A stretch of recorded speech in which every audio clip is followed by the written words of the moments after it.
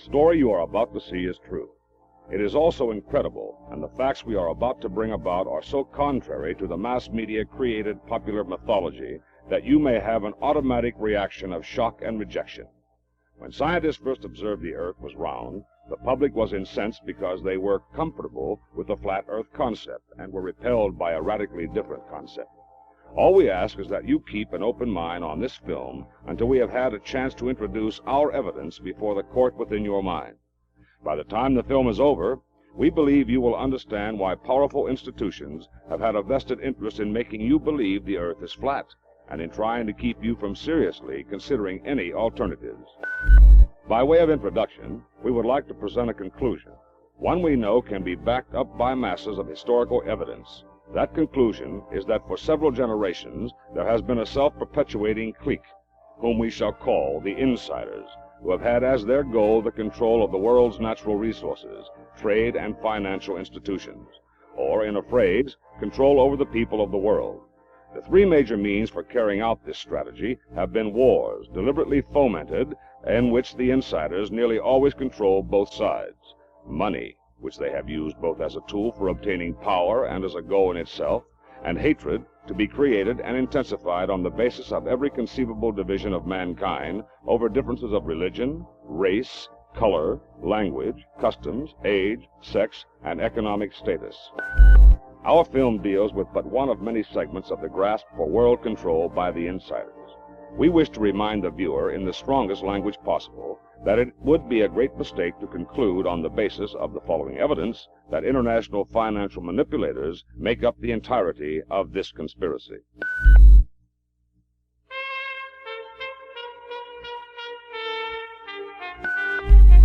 Man's history is a story of continual struggle for ultimate power. Many pharaohs and potentates of antiquity, as well as modern tyrants, have tried to acquire absolute power over the earth and all its people. With the development of economic freedom in the Western world during and after the Renaissance, there came an enormous increase in the standard of living for nearly everyone. But this economic freedom also produced a new breed of men who had the same age-old craving for power. They were industrial monopolists and international financiers. Financial dynasties, working in conjunction with politicians and bureaucrats, acquired huge fortunes through international loans, and industrialists obtained fantastic wealth and influence. In contrast to the monarchs and tyrants of the past, this new breed does not desire to rule the world from imperial thrones or balconies. Instead, they have chosen to rule quietly. Through secret agreements with governments, they have acquired great wealth and power. They have used this wealth and power to take control of governments all over the world. They have then used these governments that they control to restrict healthy competition. This is done by imposing controls and regulations on all people and businesses. These men have been purposefully destroying individual freedom. It is beyond the scope of this program to expose every facet of their control. However, we will examine one extremely important tool that they conceived, created, and have subsequently controlled for 30 years. We will take a close look at the United Nations. This program will explain how the United Nations was conceived, created, and then controlled by international monopolists and financiers for their own interest. World peace is the fervent desire of almost everyone. But the United Nations, long viewed as man's last best hope for peace, will be shown to be a structure for worldwide domination. A structure that makes all history's past Caesars seem like Santa Claus in comparison.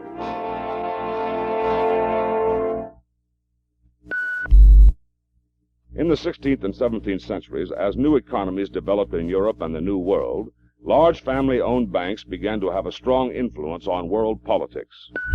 The international operators seize every opportunity to help establish and support dictatorships because, when political power is centralized, economic power can similarly be centralized.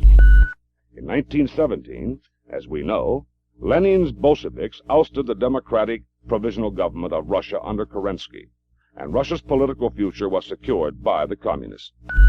As pointed out by Professor Anthony Sutton of the prestigious Hoover Institute at Stanford University in his new book, Wall Street and the Bolshevik Revolution, it was key international financiers who combined to fund Lenin's coup d'etat. It is important to note at this point as further shown by Professor Sutton, that ever since the Bolshevik Revolution, it has been Western technology and economic aid that has kept the communist dictatorship of Russia alive, and that is a continuing fact today. During the revolutionary period in Russia, in America, monopolist J.P. Morgan was the principal influence behind the creation of the Federal Reserve Bank. Contrary to popular belief, the Federal Reserve is not simply another governmental agency. It was approved by the Congress in 1913, but it has been controlled by the internationalists since its inception. The Federal Reserve is essentially a private system. It is a vehicle to control our economy and give the insiders prior knowledge of forthcoming market and business conditions. Over the years, these one-world internationalists have come to be an integral part of the governments of many powerful nations. Seldom elected, they, or more often their agents, are most always appointed by the rulers that they hold in their financial grip. At the close of World War I, these international money manipulators were out in force at the peace conference in Paris. President Wilson, at the peace conference, was surrounded by representatives of the House of Morgan and the House of Rockefeller. Such men as Colonel House, Thomas Lamont, and Paul Warburg. It was here in Paris that the League of Nations was proposed. This was the internationalists' first attempt at world government. The financiers and monopolists backed the League to the hilt, for obviously, if power could be centralized in a one-world government, their economic control would be made much easier. For instance, a family like the Rockefellers, who do business with 75 separate nations, would find it much easier if they only had to deal with one, which they controlled. Thus it was to this end that John D. Rockefeller Sr. contributed the funds needed to buy the land and to construct the League of Nations building in Switzerland. The League of Nations was doomed, however. The citizens of America, wary of any binding foreign entanglements and disillusioned by corrupt European politicians, compelled their senators to reject the League of Nations charter.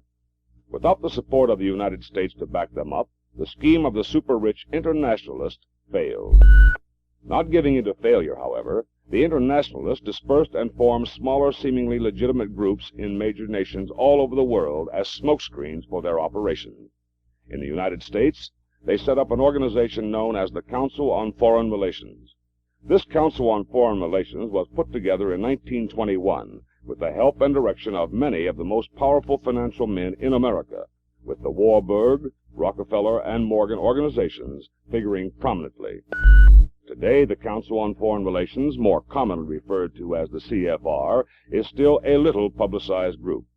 However, it has a membership of over 1,650 of the most influential men in finance, business, politics, and the media. They use the attractive slogans of world peace and world order to screen their true goal, which is the establishment of an all-powerful, one-world government.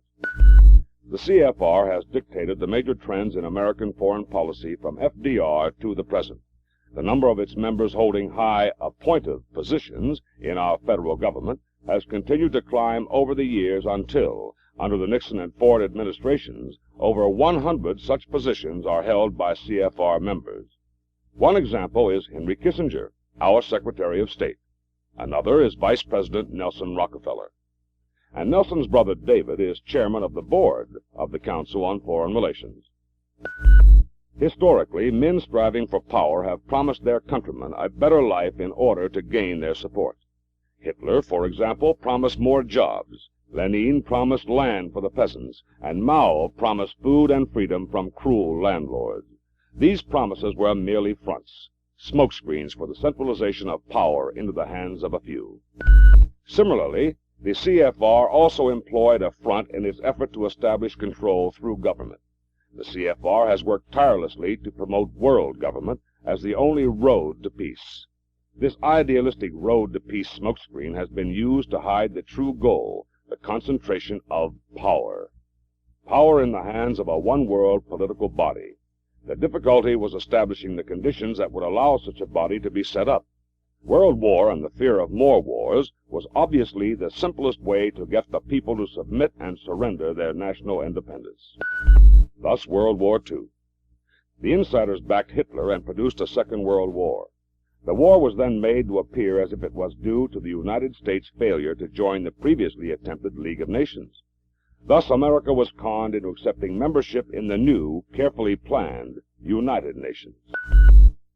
As an example of their planning, in early 1941, months before the United States even became involved in World War II, high-ranking U.S. State Department officials specified that the CFR set up special study groups to develop post-war foreign policy plans. Thus, using World War II as the excuse, the monopolists and financiers were implementing their second attempt to form a world government. Throughout World War II, the Council on Foreign Relations planning for post-war foreign policy revolved around a proposed international political body, an organization to be called the United Nations. We have seen examples of the power the internationalists have wielded in the past. We have seen how the League of Nations, their first attempt at world government, was thwarted by an alert American public. We have seen how the newer United Nations was conceived and promoted by these same men or their descendants. Let's now examine who was behind the actual creation of this new world government. Let's take a close look at the founding of the United Nations. Under the influence of the powerful financial and industrial interest in the CFR, committees of the CFR were given the task of preparing a charter for the United Nations to be presented for approval at an international summit in San Francisco. In 1950, our State Department published a list of those men from our own United States who planned the policy and structure of the UN in the early 1940s. It would seem that freedom-oriented Americans should be extremely suspicious of the objectives of the UN, because since then all but one of these men, 14 in all, have been identified in sworn testimony as communist or communist agents. Leo Pazvolsky and Alger Hiss, the primary architects of the Charter, were among them. The Charter of the United Nations, which, as we have noted, was drafted by top CFR members, was presented at the International Summit in San Francisco, California in 1945. Prior to this international summit, powerful CFR staffers had dubbed Alger Hiss Secretary General of the meeting, and the CFR was in attendance as many members of the U.S. delegation to the San Francisco meeting. Nearly a third were CFR men. The financiers and monopolists, as planned, were well represented. There was John Foster Dulles of the Henry Schroeder Bank, a firm that gave vast support to Hitler in the early 30s.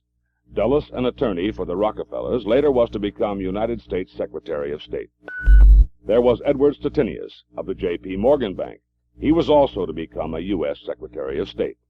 John J. McCloy, chairman of the board of the Rockefeller Warburg Chase Manhattan Bank, was destined to become director of the U.S. Disarmament Agency. And Nelson Rockefeller, the politician member of the family that controls vast oil and chemical monopolies, as well as several international financial firms. The man who couldn't get nominated by his own party, but who was appointed to the vice presidency by the appointed president, Gerald Ford. Following his father's example, Nelson Rockefeller provided for the land in New York City, where the UN complex now stands. Remember, Rockefeller Sr. built the League of Nations complex in Switzerland. Representatives from the 45 nations attending the San Francisco meeting approved and promoted the United Nations as the only means to protect the world from the horrors of war. The charter was personally carried to Washington, D.C. by Soviet spy Alger Hiss, and almost without debate it was ratified by the U.S. Senate. Thus, after their first attempt failed, the same men that had conceived the ill-fated League of Nations had now successfully created their worldwide political structure by the clarion call for peace. But has the UN saved us from the horrors of war? It certainly has not. The fact is, the existence of the UN makes war no more or less likely, for the men that created it and control it have only one desire: to further their goal of domination over all the nations of the earth. Let us now take a close look at three vital parts of the UN structure. We will show how the economy, security, and human freedom of every country is actually under attack by the United Nations. The variety of economic systems in existence in our world has always made it difficult for the international financiers to control worldwide transactions. Thus, they saw the necessity to centralize the power of the many national banks which they controlled into international financial institutions. With the establishment of the UN, a UN-chartered World Bank was created at a meeting at Bretton Woods, New Hampshire in 1945.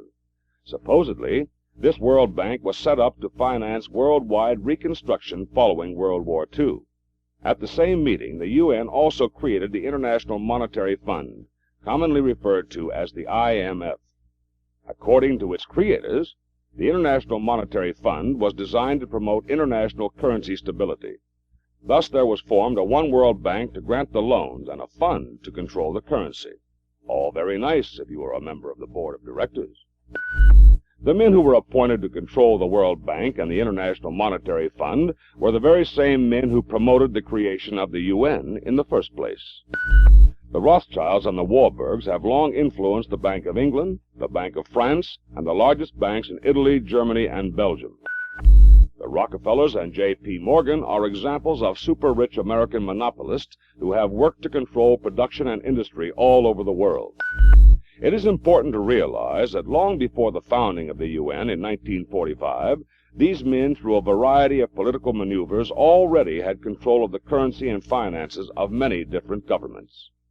Through careful planning, these powerful men made the World Bank and IMF appear to be the result of the cooperation of governments.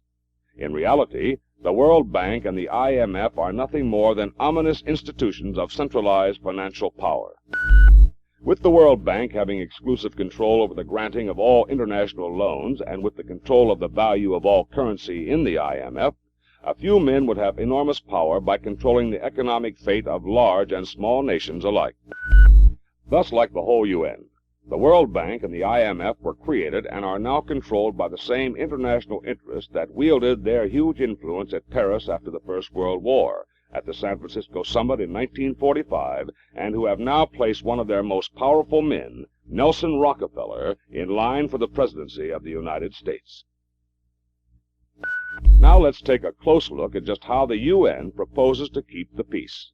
Let's look at the military structure of the United Nations. What does the Charter define as an act of aggression?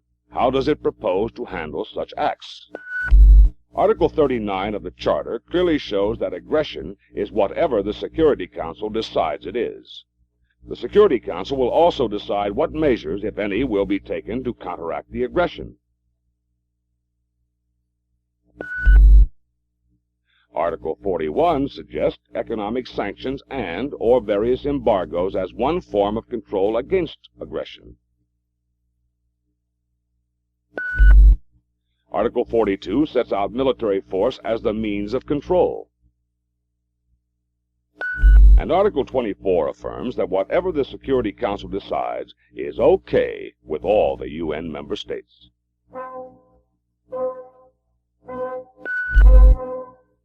As we have just seen, the Security Council of the UN has the unrestricted power to define acts of aggression and similar unrestricted power to dictate both economic and military force in reaction to whatever they have decided to be an act of aggression. Then why hasn't the Security Council taken a more active role in curbing the rash of wars and insurrections since the creation of the UN in 1945? What of Hungary? What of the Middle East? What of Czechoslovakia? What of Pakistan? What of Chile? Why doesn't the Security Council use its huge power to deter these acts of aggression? In addition to Korea, Vietnam, and Cambodia, there have been over 50 wars and insurrections in our world since the founding of the UN, more than in any similar period of time in history. Remember that the concentration of political power is an essential objective of monopolists. Without political control, there cannot be any monopolies. Therefore, they created the United Nations military structure not to deter dictators from expanding their rule, but to create a structure where they, the internationalists, could control worldwide military operations, using force when they saw fit, in order to protect and expand their power. But how do they control the Security Council? One way they achieve control is through the most powerful weapon at their disposal, financial pressure. There are 11 members of the Security Council. 5 of them are so-called permanent members. One was nationalist China. You will no doubt recall the ouster of this staunchly anti-communist government and its replacement by the communist dictatorship of Mao Zedong. The other 4 permanent seats on the Council are held by the United States, Russia, England, and France. The financial structure of these countries is largely controlled by the financial monarchs who schemed to create the United Nations in the first place. The remaining 6 members of the Security Council are selected periodically by the General Assembly. Through the continual growth in membership of the United Nations from the original 45 members to over 130 members at present, the nations of Asia, Latin America, and Africa now form a major block of votes in the General Assembly. A majority of these small backward nations are hungry for money that is readily available to cooperative governments from the World Bank. Consequently, the World Bank has enormous influence on the votes in the General Assembly, and thus the hierarchy of the World Bank is capable of dictating to a large extent just who is to be on the Security Council and how they will vote. As you saw in the UN Charter, there are no written laws defining aggression, or the appropriate action to be taken against it. These decisions are left entirely to the men on the Security Council.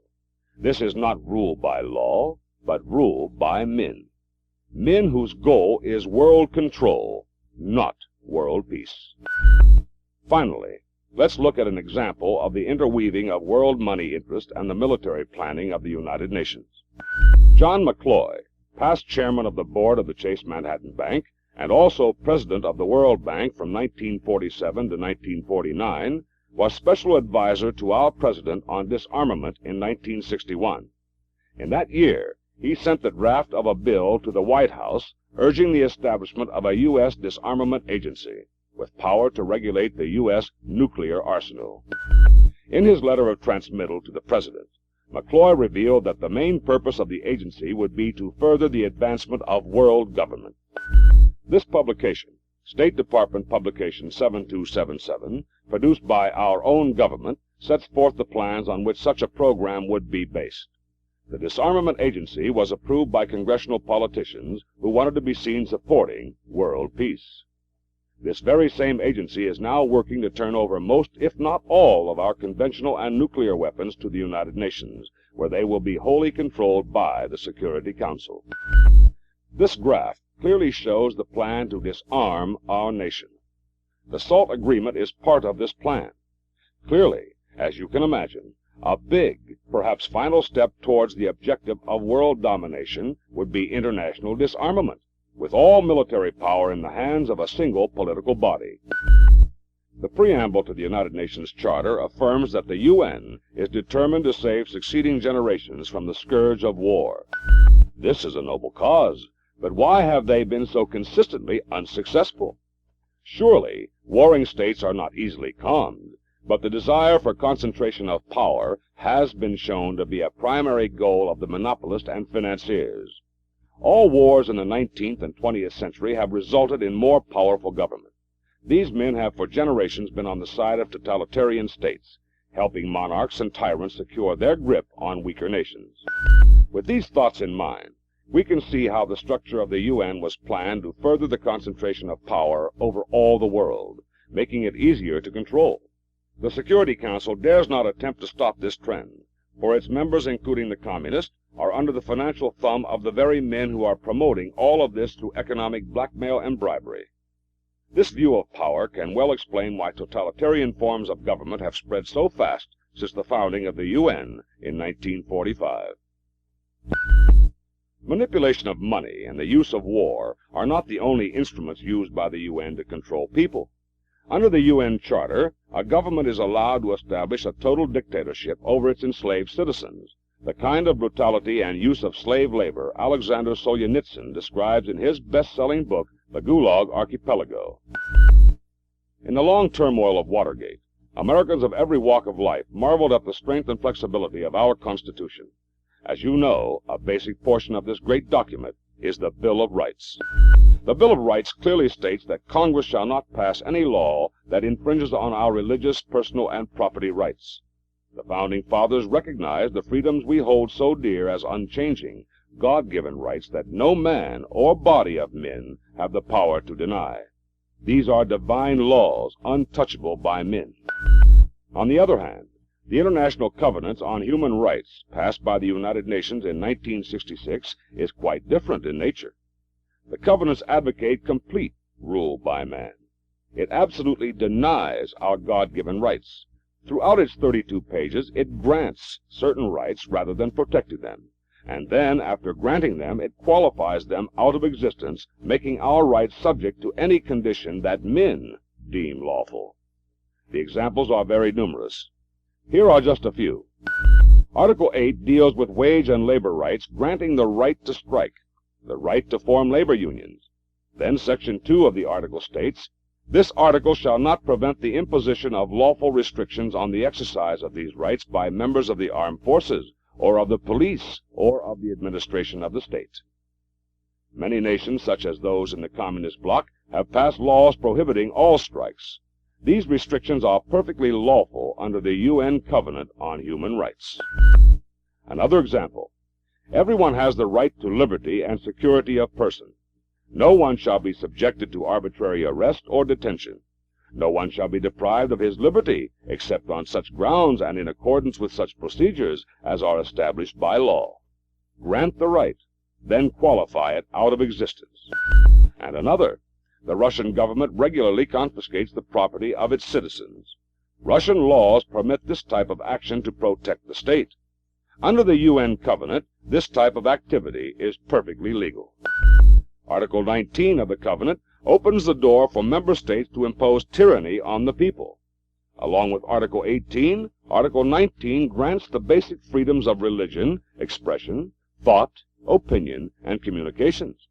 Both of these articles, however, contain sections that permit any limitations as are prescribed by law that are necessary to protect public order. This public order, what is it? In communist nations, it is the subservience to the state. In other dictatorships all over the globe, it means having every aspect of your life controlled by the regime in power. Under our Constitution, freedoms are protected from laws of men. Not so in the United Nations. The Covenant makes men the judge of when and where freedom may exist. This doctrine actually protects and promotes centralized governments. Governments that are economically controlled by the creators of the United Nations. In summary, then, let us review what we have learned. 1. We have learned that financial and industrial monopolists use their recently acquired power to influence the course of history, manipulating and controlling governments through international loans and business deals. 2. We have seen how these men attempted the creation of the League of Nations, and how, when that failed, they reconvened and manipulated the creation of the United Nations, not to further the cause of peace, but rather for the expansion of their control on a worldwide basis. 3. We have examined key elements of the United Nations. We have learned how a relative handful of powerful and influential men control the financial and military arms of the United Nations.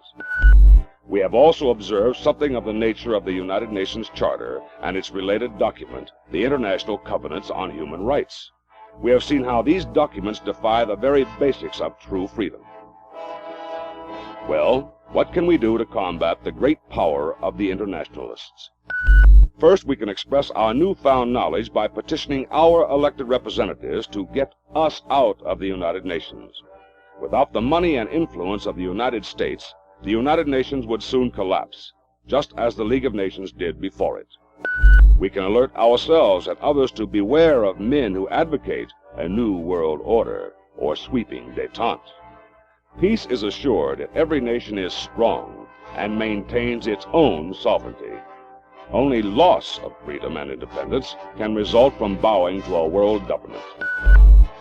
As noted in this revealing book, None Dare Call It Conspiracy, written by Gary Allen, we must recognize as part of our obligation in preserving freedom and opportunity for all that, as scholars have shown, most of the laws passed ostensibly to control monopolies have instead had the reverse effect, that of eliminating healthy competition.